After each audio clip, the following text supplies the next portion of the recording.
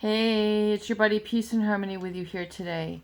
Focusing in on the dynamics of a narcissist and codependent personality coupling together and how really that factor of being codependent or having really some sort of weaknesses that tend to encourage violators and perpetrators to be drawn into the lives of individuals who, unbeknownst to them, are being taken advantage of and are targeted and are essentially drawn into a lifestyle or a relationship with narcissistic and sociopathic, psychopathy, disordered type individuals. So we can take a look at this and really sort of look at the dynamics going on so you can fix these, because it does require awareness to really get to the root of things and understand the cause that creates the effect, and really tends to increase the attraction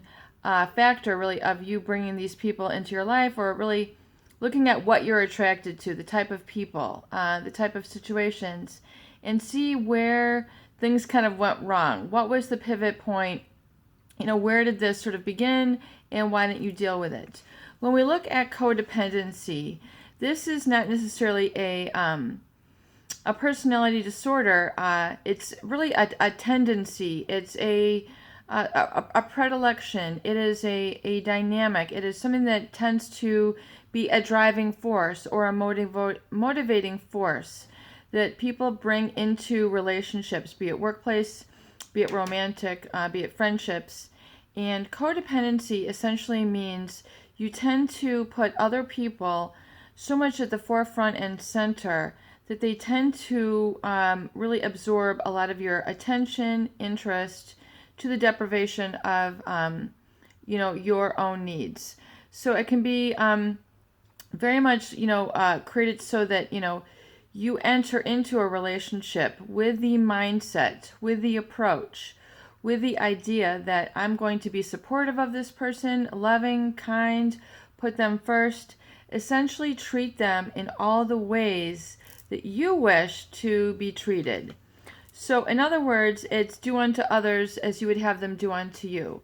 However, people who are codependent, people who have a little bit of a shaky sort of self-esteem, or tend to lead by that sort of all-giving, all-providing mentality, tend to attract and draw other violators, perpetrators into their relationships, because they're realizing that this person has these tendencies to be all giving, loving, putting them first, putting them in the spotlight, being supportive of them, and to the sacrifice and denial really of their own healthy narcissistic needs. So do you see where this can become a very, very much a natural relationship dynamic, where these codependent tendency type of approaches into relationships tend to attract and draw and then keep in place a narcissistic type abuser, because a narcissist is very much going to want, enjoy, love bomb, devalue, and discard this type of person with a codependent tendency. So it can become, really a relationship dynamic that becomes very confusing, very embedded, and it tends to repeat itself again and again. So, what is a codependent tendency? It's basically a tendency for one to become completely enmeshed in another. In other words, seeking one person to satisfy all of their emotional and psychological and intimacy needs. And this has nothing to do with, seeking loyalty in one partner. It has to do with putting another's needs first and sacrificing one's own needs. And chances are this pattern is repeated from an earlier, really probably family of origin relationship dynamic, where, in your family of origin, the parents were not really attentive. They could have alcoholism, they could have drug abuse, they could have narcissistic or psychopathy in their personality. And so what end up happening oftentimes in childhood, we see, is that the child has to constantly be attentive to the parents' needs, to keeping them happy, to making sure that they don't have a blow up, they don't have a an alcoholic blackout, and to constantly kind of keep them in their scope and in their radar, and to really work to please them. So in other words, it's the child who is raising the parent, putting the parent's needs first rather than their own needs. So it becomes an embedded cycle, it becomes habitual, it becomes an approach, really part of one's identity, meaning, where one's attitudes, one's thoughts, one's belief about themselves then carries over into all aspects of their life. So this can very much create what we call codependent tendencies. And it basically enables another person to really be prone to have their boundaries violated, to lose their own sense of direction in life, to live their own, to lose their own sense of self-esteem, because self-esteem is really how you feel about yourself. And with a codependent tendency, these people have a tendency to interpret how they feel about themselves based on how happy they have made others. So rather than being self-directed, having that internal locus of control that we discuss here, their happiness is rooted in the happiness of another. So as you can imagine, if the happiness of another is a roller coaster or up and down or, has this constant uncertainty, the codependent type of individual is going to be, constantly controlled by others outside of them. So they're constantly striving and trying to always, create their behaviors so that they are taking others and their happiness as the most important thing. And so they tend to deplete or really abandon themselves. They tend to really become, so self-sacrificial that they're really out of touch with their own importance, their own, sort of lifestyle track. They tend to abandon their own interests or not develop their own interests. They tend to become underachievers or underemployed because they have not foundation in developing of their own self-esteem, their own talents, their own needs, without feeling guilty, fearful, intimidated by this, that they're going to be upsetting somebody. So as you can see, it's almost an acting out. It's a repeating of that initial familial role, which tends to create and repeat itself later in life until really it's acknowledged and the cycle is broken.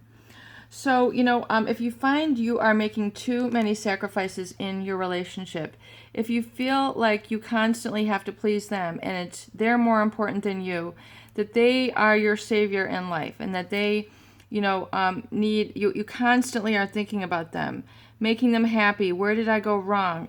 Trying to put so much emphasis on this other person rather than yourself, chances are you're working with some codependent tendencies in your life. And if you feel so trapped, you feel like this person holds the key to your heart and you have lost track of the key to your own heart, that's a very good sign that you're in a codependent relationship. Or you've, permitted yourself to become overly codependent or dependent on this person's happiness in your own life. And you really need to draw back the reins into really looking at yourself and making your own self happy and looking at the source of your self-esteem within yourself, which we describe here in all the many tools here on the channel. Realize that some of these hallmarks can be corrected, look at some of your approaches to relationships. Are you entering it to be too people-pleasing, too supportive of them, too much putting them at the front and center of every situation, where you really are not on equal footing, you're not on equal sort of positions in the relationship, because right then and there, you're setting yourself up for failure. Even though you might feel and have interpreted that this is, in the name of love, this is how I'm entering into relationships because I want to be supportive, I want to be loving, I want to put them first, I want to let them know how important they are to me. All these things are well and good, but when it becomes so excessive or really out of balance, this can create a severing of trust within yourself, and then it also opens up the doors for you to be taken advantage of, have your boundaries, violated again and again, and feel this sort of betrayal of yourself, and feel this, ricocheting low self-esteem. So this, these, unbeknownst to you, you tend then to attract people who are violators, perpetrators, people with narcissistic abuse tendencies, psychopathy, abuse tendencies, which can become very severe and pronounced with time and very difficult to move beyond. And once again, if you do need help with this, you can, feel free to reach out to me at peaceandharmonynow@gmail.com, and I'd be happy to consult with you on your individual basis and help you really get the tools to move beyond this and rectify your situation for the better. So definitely look at some of your approaches into relationships, realize what might need changing, what you can do to sort of shore up your approaches, and then, let these people go, these violators, let them go. They're not going to make you feel good. Your joy is not in this type of relationship. It really is, a letting go of them and then a returning to yourself and what's truly going to make you happy for the long run, and relearning these. Because I find often that people have learned to behave certain ways or look to certain outlets in relationships which are not going to serve them, which are going to be exhausting and, cause extreme depression and anxiety if you perpetuate that cycle. So, look at, pleasing yourself and looking what it's really going to do to create, work on yourself versus working on other people all the time, and raise your self-esteem through, raising your standards and your affirmations that really occur in your gut, that really become very pronounced and very strong, that, there's nothing more important than you. You have so much to bring to the world. Not only do you have so much to bring to the world, but you deserve respect, admiration, love. You deserve to be acknowledged. You deserve to be understood. You deserve to be heard. All these things at where you are. And not just about silencing yourself and being a doormat to others. So you really need to rectify and get an image of yourself in a new relationship and how you would like it to be. And definitely I would recommend, as I suggest here, getting a mentor, a role model of what you see as healthy relationships, and really get an image of this in your mind and begin to condition yourself in your future to attract and behave in ways that mirror that healthy relationship versus the type of relationship which you've been programmed from your past to participate in and draw and attract and sort of, behave on an automatic pilot, because chances are if that's, repeated again and again in your life, you've got an old program, an old blueprint that's perpetuating this type of relationship and this dysfunction in your life. And so, realize that proactivity that you bring to relationship is going to be complete with boundaries, and it's going to feel a little bit different. You're going to feel more like a whole, intact person that doesn't have to give it all away, doesn't have to give away the bank, doesn't have to give away the farm, doesn't have to give away sex too early, doesn't have to mean that you're, exhausting yourself, exhausting your bank account, exhausting your emotional credibility, just to behave in this, relationship. Realize that you can attract people who will love you, and where you don't have to sort of annihilate yourself in the process to please them. Realize that you have to stop this reactivity to people. Constantly reacting to them is not healthy. You should be able to respond, not react. When you're responding to them, you're in control. You have awareness, a little bit more heightened consciousness, if you will, of how you're giving and taking in the relationship. And you're not just reacting out of a conflict consciousness therein. A number of different factors that can go into creating this healthy relationship dynamic, where you're coming from a healthy, strong foundation versus one of codependency, trying to take too much responsibility and for the happiness of others, to the neglect of yourself. And this also definitely involves the caretaking. So if you've been involved in too much sort of, caretaking of others, where, you feel like there's so much, that you can do for them, and, be very, very careful of these type of relationships.